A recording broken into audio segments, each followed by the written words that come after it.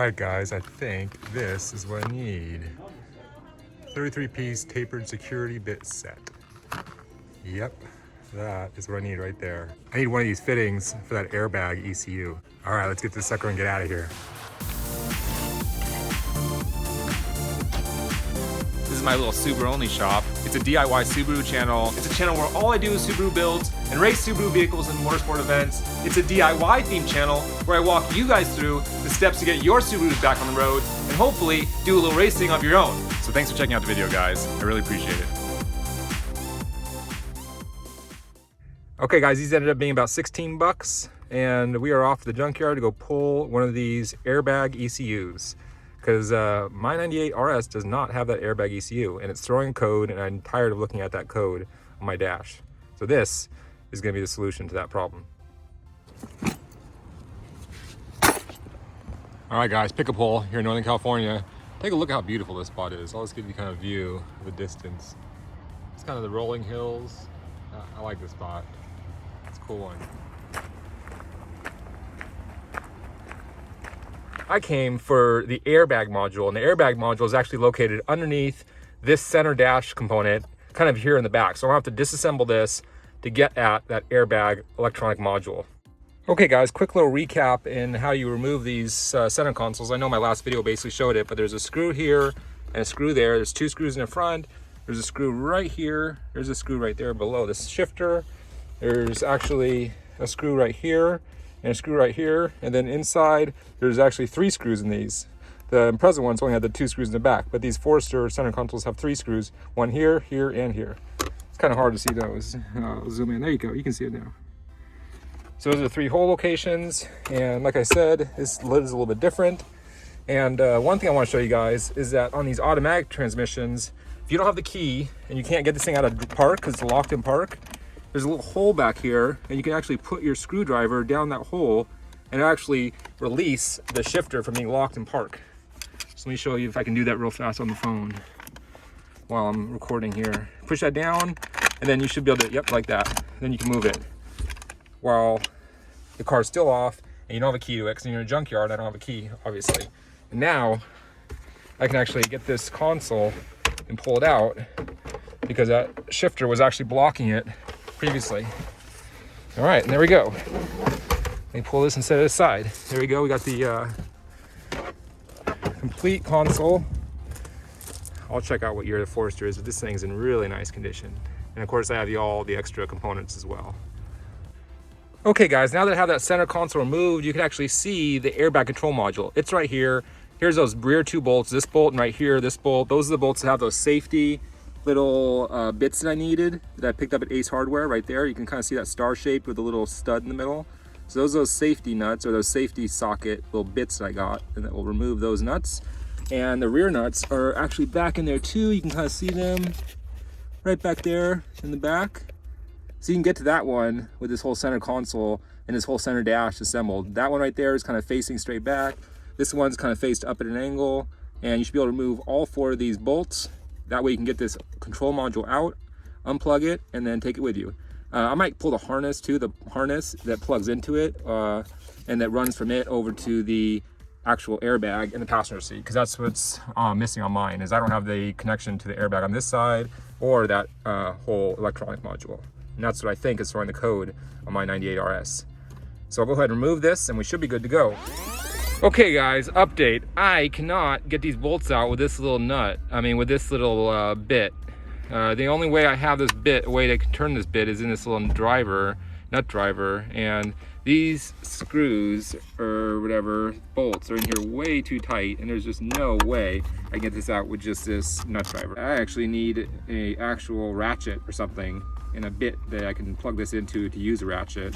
And I'm sorry, but there's just no way I can get this sucker out without fucking up this little bit or stripping these little bolts. So I'm gonna have to fucking give up on this trip, getting this module, this airbag module.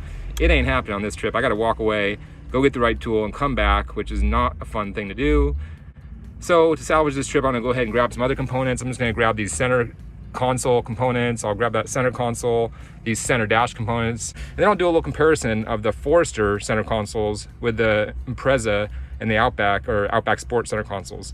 because they actually are identical in the dimensions, but they have some slight little differences in the design. And that's kind of interesting. So you basically swap them out or interchange them.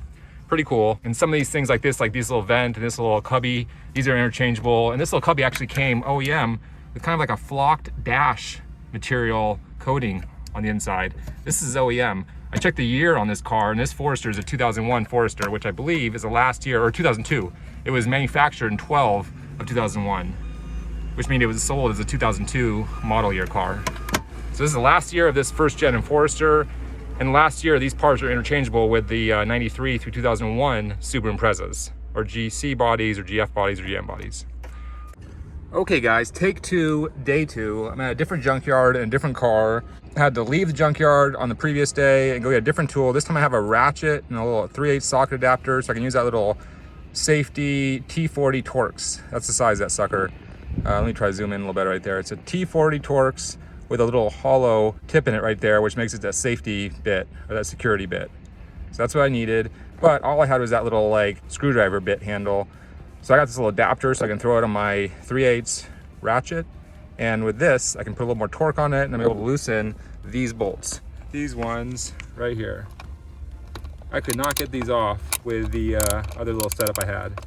Oh, this works just fine. All right, I'm gonna pull these out and get this little airbag ECU out of here. I actually got all the wiring harness pulled out too. You can see I disconnected it all right there, so I'll take all the plugs and the wiring harness. So it has that bright yellow sheath on it, so it makes it really easy to follow the wiring harness for this sucker. Okay guys, that is it. You pull all 4 of these bolts, unplug it. To unplug it, there's a little harness right here. You just kind of depress that little thumb, little tab right there. Depress that and pull this little plug out. That way you can get to this last bolt, unplug this last bolt, and that, my friends, is your ECU for your airbag. Okay guys, slight update. I actually don't think that I have the sensors for these airbags. I'll show you where these sensors are. They're actually in the front fenders on the left side and on the right side, and they're individual little sensors that have little wiring harness pigtails that connect those sensors to that ECU module that I disconnected on the bottom of that center dash section. So check out these little sensors and these little harness pigtails I'm gonna have to take out too. So I think I'm gonna need these if I'm gonna try to get this ECU check engine light removed. Here's the front of the car, and here is those little sensors. And I've actually already unbolted this one. So this is this little shock sensor. It runs to this little plug, and this little pigtail for this plug runs all the way underneath the fender, which you have to remove to get to then, into the cabin. I'll show you in the cabin here, and then sticks out right here on the bottom, right here underneath the driver's compartment. And then this little harness right here, this little plug plugs into this whole harness, basically, that plugs into the ECU, essentially. That's how this ECU gets a signal that there's a crash. It has one sensor on the front left fender and one sensor on the front right fender. Those sensors send signals to this ECU, and the ECU then deploys the airbags as needed. So that's how this whole system works. My car has the airbags, but like I've been saying, I don't have this ECU. I didn't think I had this harness, but after I started looking at everything, I realized I don't have these freaking sensors either. So I gotta go ahead and grab these sensors as well. And like I was saying, to get these sensors and the whole wiring harness associated with the sensors, I'm gonna have to remove this inner plastic wheel well cover. It's like a rain or mud guard for your inner wheel well. And of course, these things use these little plastic little clips that strip out and are basically a nightmare. And once they strip out, you can't get them out. Oh, and these plastic fenders do have one 10mm bolt right here. So you gotta remove this 10mm bolt as well. It's the only fastener it's a bolt. All the other ones are like little plastic clips. All right, you have to get that last bolt out. That plastic, whoops, that little plastic fender is ready to go out. All right, let's get rid of that. And you guys can see this little plug here. It's that bright yellow sheath that makes it really easy to follow. Basically, it's got little clips that hold it in and keep it out of the way from getting sheared. So follow this little sucker, and we're gonna pop this sucker out, and then go over here, and we're gonna take this little grommet here as well. It's very possible I don't have my grommet in my car either. So I'm gonna take this grommet along with the harness, and take this up to the front desk and see how much these guys charge me for this whole harness and these sensors and this ECU. For this harness and this ECU.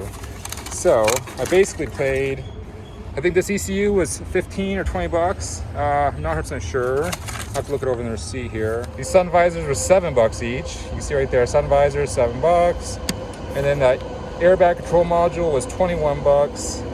And the cord charge was $4. And then the miscellaneous electrical harness for the thing, for the ECU, for the airbag was 10 bucks.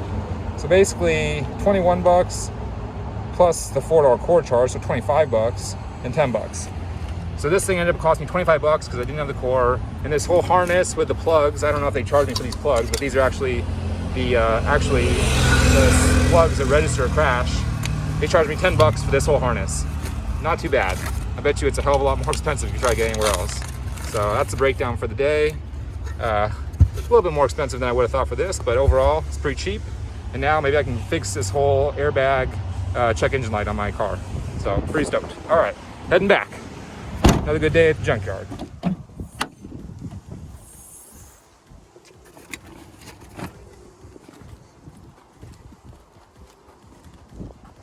Man, I love the way those look in the back.